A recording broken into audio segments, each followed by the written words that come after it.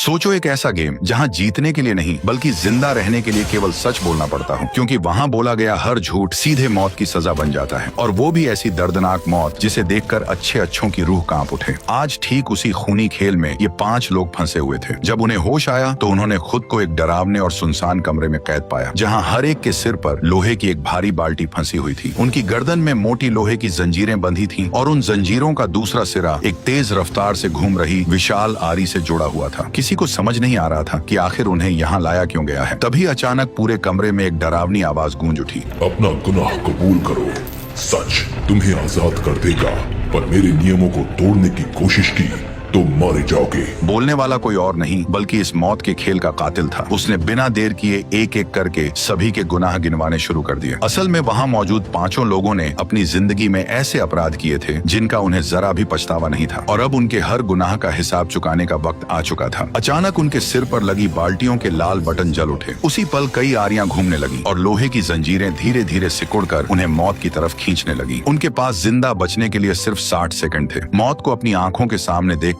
5 पूरी जान लगाकर खुद को छुड़ाने की कोशिश करने लगे, लेकिन जंजीरों पर उनकी किसी भी कोशिश का कोई असर नहीं पड़ा। वहीं उनमें से एक आदमी अब भी बेहोश पड़ा था। उसे जरा भी अंदाजा नहीं था कि वह पल पल मौत के करीब पहुंचता जा रहा है। अब सभी को लगने लगा कि उनका बचना नामुमकिन है। तभी अचानक ऐना नाम की लड़की को इस गेम का असली नियम समझ आ गया। वो तुरंत अपने कांपते हाथ को घूमती हुई आरी के करीब ले गई। जैसे ही आरी ने उसके हाथ को चीरना शुरू किया, उसी पल उसके सिर पर लगी लाल लाइट हरी हो गई और उसकी जंजीरें अपने आप रुक गईं। यह देखकर बाकी लोगों को भी समझ आ गया कि उन्हें क्या करना है। उन्होंने भी अपने शरीर पर गहरे जख्म देकर किसी तरह अपनी जंजीरें रोक ली, लेकिन एक लड़की इस तरीके को समझ नहीं पाई और अगले ही पल घूमती हुई आरी ने उसकी पूरी पीठ चीर डाली। उधर बेहोश पड़ा आदमी भी आखिरकार होश में आ गया, लेकिन जब तक वह इस जानलेवा खेल को समझ पाता तब तक बहुत देर हो चुकी थी। अगले ही पल उसकी जंजीर पूरी तरह सिकुड़ गई और घूमती हुई आरी ने उसे बेरहमी से मौत के घाट उतार दिया। उसी समय बचे हुए 4 लोगों के गेट अपने आप खुल गए, लेकिन राहत की सांस लेने से पहले ही उनकी नजर सामने बने एक और जानलेवा गेम पर पड़ी और उन्हें समझ आ गया कि असली खेल तो अभी शुरू हुआ है। उधर दूसरी तरफ इस खूनी खेल ने पूरे शहर में हड़कंप मचा दिया। अचानक पुलिस को ब्रिज पर एक लाश लटकी हुई मिली। यह वही बदकिस्मत इंसान था जिसकी अभी अभी मौत हुई थी। केस की गंभीरता को देखते हुए इसकी जिम्मेदारी एक्सपर्ट लेकिन गुस्सैल इंस्पेक्टर हेलोरन और उसके पार्टनर हंटर को सौंप दी गई। दोनों ने बिना एक पल गवाए बॉडी को फॉरेंसिक के लिए भेज दिया। पोस्टमार्टम रूम में फॉरेंसिक डॉक्टर लोगन अपनी असिस्टेंट एलेनोर के साथ लाश की जांच कर रहे थे, लेकिन जैसे ही उन्होंने उसका हेलमेट हटाया तभी उनके होश उड़ गए, क्योंकि कातिल ने उसे बेहद दर्दनाक तरीके से मारा था। जांच के दौरान एक और चौंकाने वाली चीज सामने आई। लोगन को उसकी गर्दन के गहरे घाव के अंदर बड़ी चालाकी से छिपाई गई एक यूएसबी ड्राइव मिली। जब उस यूएसबी को चलाया गया तभी उन्हें उस कातिल की आवाज सुनाई दी। गेम्स फिर से शुरू हो चुके हैं और वो तब तक नहीं रुकेंगे जब तक मासूमों के साथ हुए पाप का प्रायश्चित नहीं किया जाएगा। अचानक इंस्पेक्टर के होश उड़ गए। उसे तुरंत एहसास हुआ कि यह आवाज तो 10 साल पहले मर चुके सीरियल किलर जॉन क्रेमर की है। यह सुनते ही पूरे लैब में हड़कंप मच गया, क्योंकि जॉन क्रेमर की मौत को पूरे 10 साल हो चुके थे और ये बात हर कोई अच्छी तरह जानता था। ऐसे में सबके मन में सिर्फ एक ही सवाल घूम रहा था कि क्या 10 साल पहले मर चुका जॉन क्रेमर अभी भी जिंदा है। इंस्पेक्टर इस सवाल का जवाब ढूंढ ही रहा था कि उसी समय मौत का खेल एक बार फिर शुरू हो गया। बचे हुए 4 लोग अगले गेम में पहुंच गए। ठीक उसी वक्त उन्हें सामने से कोई अजीब सी चीज उनकी तरफ आती दिखाई दी। जैसे जैसे वह करीब आई तब उन्हें दिखा कि वह एक डरावना टॉय था जिसके गले में एक सफेद कागज लटका हुआ था। उस कागज पर सिर्फ एक ही शब्द लिखा था, कन्फेस, यानी अपने गुनाह कबूल करो। ये देखते ही 4 के चेहरों का रंग उड़ गया। किसी को समझ नहीं आया कि आखिर वो कहना क्या चाहता है। तभी वह टॉय अजीब सी आवाज निकालने लगा और अगले ही पल 4 के गलों में फंसी लोहे की चेन अचानक कस गई और उन्हें पूरी ताकत से अपनी तरफ खींचने लगी। घबराकर ऐना ने तुरंत पास खड़े लकड़ी के खंभे को कसकर पकड़ लिया, लेकिन उसे नहीं पता था कि यह दूसरा गेम पहले से कहीं ज्यादा भयानक होने वाला है। आज उनकी जान उनके गुनाह कबूल करने पर टिकी थी। जैसे जैसे मौत करीब आती गई सबके असली चेहरे सामने आने लगे और सबसे पहले मिच ने अपना हौसला खो दिया। उसने कबूल किया कि उसने सिर्फ $600 के लालच में एक लड़के को खराब ब्रेक वाली एक पुरानी मोटरसाइकिल बेच दी थी और उसी वजह से उस लड़के की एक्सीडेंट में मौत हो गई। लेकिन गुनाह कबूल करने के बाद भी मिच अपनी गलती मानने को तैयार नहीं था। उसका कहना था कि हादसे का जिम्मेदार वो नहीं बल्कि तेज रफ्तार से बाइक चला रहा लड़का था। यही तो इस गेम की सबसे खास बात थी। वो लोगों को सच बोलने पर मजबूर जरूर करता था, लेकिन ज्यादातर लोग खुद को सही ठहराने वाला ही सच बोलते थे। जैसे ही मिच ने अपना गुनाह कबूल किया, मशीन अचानक रुक गई। इससे पहले कि वे राहत की सांस लेते तभी अचानक उनकी नजर ऊपर लगे जाल पर पड़ी। उसे देखते ही उनके चेहरों का रंग उड़ गया, क्योंकि उन्हें समझ आ चुका था कि अब क्या होने वाला है। अचानक उनके सामने 3 इंजेक्शन आ गए। सच्चाई जानने के लिए मिच ने टॉय में लगा टेप रिकॉर्डर चलाया, जिसमें एक बार फिर कातिल की आवाज गूंजने लगी। कातिल ने एक और ऐसा गुनाह सबके सामने रखा। उसने बताया कि उन चारों में से किसी एक ने एक औरत का पर्स लूटा था, लेकिन वह कोई आम चोरी नहीं थी, क्योंकि उसी पर्स के अंदर उसका अस्थमा का इनहेलर भी रखा हुआ था, जिसकी उसे उसी वक्त सबसे ज्यादा जरूरत थी। इनहेलर न मिलने की वजह से वह औरत तड़प तड़प कर वहीं जमीन पर गिर पड़ी। सबसे दर्दनाक बात यह थी कि जिसने उसका पर्स छीना था वह उसे मरता हुआ छोड़कर इनहेलर समेत वहां से भाग गई, और अब उसके उसी गुनाह का हिसाब चुकाने का वक्त आ चुका था। कातिल ने बताया कि उनके सामने रखे 3 इंजेक्शनों में से 2 में खतरनाक एसिड भरा है, जबकि सिर्फ 1 इंजेक्शन असली दवा का है। अगर उन्होंने सही इंजेक्शन असली गुनहगार को लगा दिया तो चारों की जान बच जाएगी, लेकिन अगर जरा सी भी गलती हुई तो अगले ही पल चारों वहीं मारे जाएंगे। ये सुनते ही चारों के चेहरे का रंग उड़ गया। उन्हें न तो ये पता था कि असली इंजेक्शन कौन सा है और न ही ये कि असली गुनहगार कौन है, लेकिन तभी सबकी नजर कार्ली के पीले चेहरे पर पड़ी। उसी पल उन्हें समझ आ गया कि कातिल उसी की तरफ इशारा कर रहा था। रेयान ने तुरंत तीनों इंजेक्शन उठा लिए और कार्ली से कहा कि उनमें से एक चुन ले, लेकिन मौत को इतना करीब देखकर कार्ली पूरी तरह घबरा गई। उसे डर था कि अगर उसने गलत इंजेक्शन चुन लिया तो सिर्फ उसकी नहीं बल्कि सबकी जान चली जाएगी। इसलिए वह लगातार पीछे हटती रही और कोई भी इंजेक्शन चुनने से साफ इनकार कर दिया। रेयान बार बार उसे हिम्मत करके एक इंजेक्शन चुनने के लिए कहता रहा, लेकिन तभी अचानक लोहे की जंजीरें एक बार फिर कसने लगी और चारों लोग देखते ही देखते हवा में लटक गए, जिसकी वजह से उनका सांस लेना भी मुश्किल होने लगा। जब ऐसा लग रहा था कि अब चारों एक साथ मारे जाएंगे, तभी रेयान ने एक बेहद डरावना लेकिन सबसे सही फैसला लिया और आखिरी पल में उसने तीनों इंजेक्शन पूरी ताकत से कार्ली की गर्दन में घोंप दिए।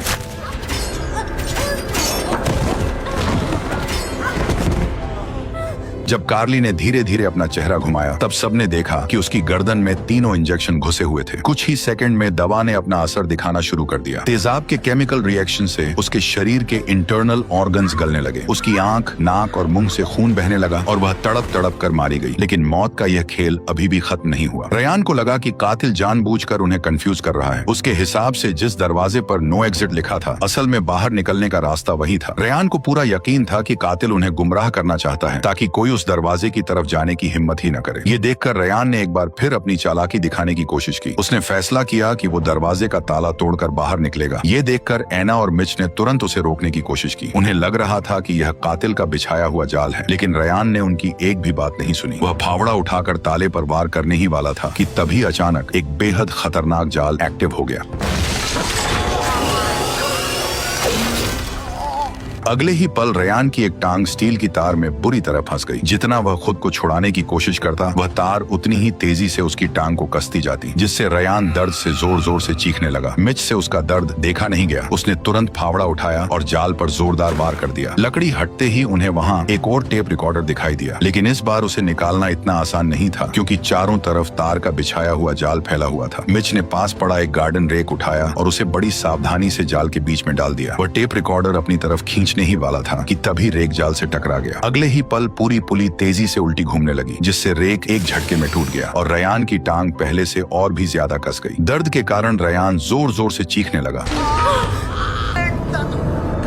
ये देखकर मिच ने अपनी जान की परवाह किए बिना हाथ सीधे जाल के अंदर डाल दिया और बड़ी सावधानी से टेप रिकॉर्डर बाहर निकाल लिया। जैसे ही टेप चलाया गया, कातिल की आवाज एक बार फिर पूरे कमरे में गूंजने लगी। वह रेयान का मजाक उड़ाते हुए बोला कि वह हमेशा शॉर्टकट ढूंढने की कोशिश करता है और आज उसी शॉर्टकट ने उसकी टांग कटने की नौबत ला दी है। फिर उसने रेयान को बचने का एक तरीका बताया। उसने कहा कि अगर उसे सच में आजाद होना है तो उसके पैर के पास लगा लीवर खींच दो। रेयान समझ नहीं पाया कि आखिर आजाद होने से उसका क्या मतलब था। वह अभी इसी उलझन में था कि दूसरी तरफ एना और मिच बाहर निकलने का दूसरा रास्ता ढूंढते ढूंढते एक छोटे से बंद कमरे में पहुंच गए। लेकिन जैसे ही दोनों अंदर गए, दरवाजा अपने आप बंद हो गया।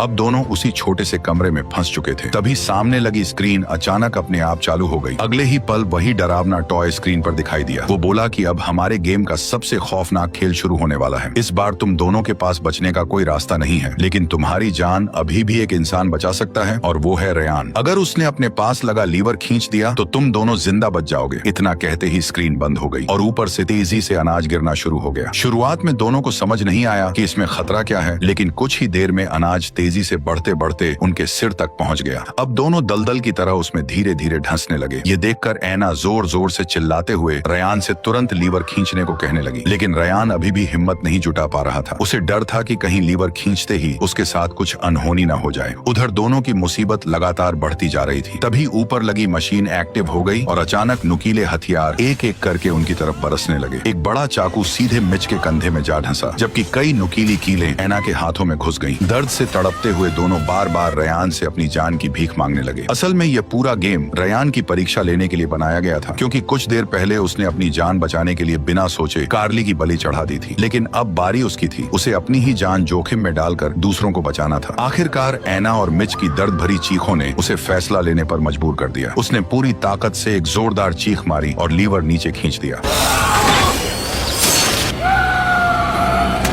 आखिरकार उसने अपनी एक टांग देकर अपने दोनों साथियों की जान बचा ली। उधर दूसरी तरफ पुलिस की जांच अब भी किसी नतीजे तक नहीं पहुंची थी। इसी बीच उन्हें कार्ली की लाश भी बरामद हो गई। जांच के दौरान पुलिस को दोनों बॉडीज के नाखूनों में फंसे कुछ ब्लड सैंपल मिले। मामला गंभीर था, इसलिए उन्हें तुरंत डीएनए टेस्ट के लिए भेज दिया गया। लेकिन जब रिपोर्ट सामने आई तो उसे देखकर पूरे पुलिस डिपार्टमेंट में डर का माहौल छा गया, क्योंकि वह डीएनए सिर्फ एक ही इंसान से मैच कर रहा था, जॉन क्रेमर। ये देखकर इंस्पेक्टर का शक और गहरा हो गया। उसे लगने लगा कि कातिल उसके आसपास ही मौजूद है। इंस्पेक्टर को सबसे ज्यादा शक फोरेंसिक लैब में काम करने वाली एलेनोर पर गया, क्योंकि वह जॉन क्रेमर के ट्रैप्स की हद से ज्यादा दीवानी थी। इसीलिए इंस्पेक्टर ने बिना उसे भनक लगे उस पर नजर रखना शुरू कर दिया। जांच के दौरान उन्हें एलेनोर का एक सीक्रेट वर्कशॉप भी मिला, जहां जॉन क्रेमर के कई मशहूर ट्रैप्स की हूबहू कॉपी बनाई गई थी। ये देखकर इंस्पेक्टर का शक और गहरा हो गया। अब उसे पूरा यकीन होने लगा था कि एलेनोर का इस नए कातिल से कोई न कोई संबंध जरूर है। उधर गोदाम में बचे हुए तीनों लोग फिलहाल सुरक्षित थे। जब ऐना रयान के जख्म पर पट्टी बांध रही थी, तभी मिच की नजर ट्रैक्टर के बोनट के नीचे रखे एक टेप रिकॉर्डर पर पड़ी। उसने बिना देर किए उसे प्ले कर दिया। अचानक एक और खतरनाक जाल एक्टिव हो गया। अगले ही पल रस्सियों ने उसे उल्टा हवा में लटका दिया और तभी टेप रिकॉर्डर में उसके गुनाहों की असली सच्चाई गूंजने लगी। कातिल ने बताया कि मिच ने सिर्फ आधा सच कबूल किया था। जिस मोटरसाइकिल को उसने उस लड़के को बेचा था, उसका सिर्फ एक नहीं बल्कि दोनों ब्रेक पूरी तरह फेल थे। लेकिन ज्यादा पैसों के लालच में उसने यह बात जानबूझकर छिपा ली और उसी धोखे की वजह से उस लड़के की एक्सीडेंट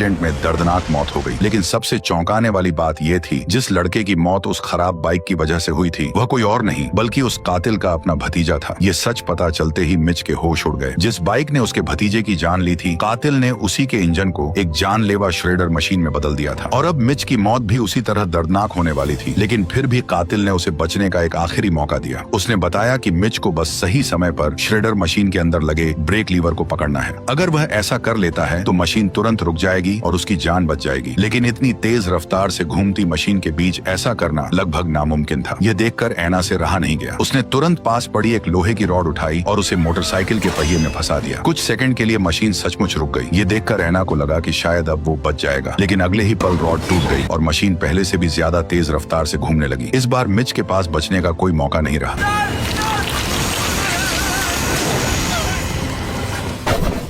कुछ ही सेकंड में श्रेडर मशीन ने उसका कीमा बनाकर रख दिया। इस पूरे सीन को अगर तुम बिना ब्लर के देख लेते तो कसम से तुम वहीं उल्टी कर देते। उधर दूसरी तरफ लोगों के बीच बढ़ते डर और अफवाहों को रोकने के लिए पुलिस ने जॉन क्रेमर की कब्र खुदवाने का फैसला लिया, ताकि सबके सामने यह साबित किया जा सके कि वह सचमुच मर चुका है। लेकिन जैसे ही ताबूत का ढक्कन खोला गया, तभी वहाँ मौजूद सभी लोगों के होश उड़ गए, क्योंकि ताबूत के अंदर जॉन क्रेमर का कंकाल नहीं था, बल्कि वहाँ एक छोटे मोटे क्रिमिनल की लाश पड़ी थी, जिसे सीनियर इंस्पेक्टर ने पकड़ा था। इस घटना के बाद पूरा मामला किसी भूतिया पहेली की तरह उलझता जा रहा था, क्योंकि जिस इंसान की मौत 10 साल पहले हो चुकी थी, उसी का डीएनए अब क्राइम सीन से मिल रहा था। पूरा गेम उसी की आवाज से चल रहा था और अब उसके ताबूत के अंदर किसी दूसरे आदमी की लाश थी। इतने सारे सबूत एक दूसरे से बिल्कुल मेल नहीं खा रहे थे। यह देखकर सीनियर इंस्पेक्टर को पूरा यकीन हो गया कि यह किसी एक इंसान का काम नहीं हो सकता। उसके हिसाब से कोई गैंग जॉन क्रेमर का नाम इस्तेमाल करके मौत का यह खेल चला रही है। उसे पूरा यकीन हो गया था कि इस खेल के पीछे डॉक्टर लोगन और एलेनोर का ही हाथ है। इसीलिए उसने बिना देर किए पूरी पुलिस फोर्स के साथ एलेनोर के सीक्रेट वर्कशॉप पर छापा मार दिया। वहां पहुंचते ही पुलिस ने हर छोटी बड़ी चीज की तलाशी शुरू कर दी। लेकिन तभी सीनियर इंस्पेक्टर की नजर एक सीक्रेट गेट के पास लगे बल्ब पर पड़ी। जैसे ही उसने पास जाकर स्विच ऑन किया, तभी अचानक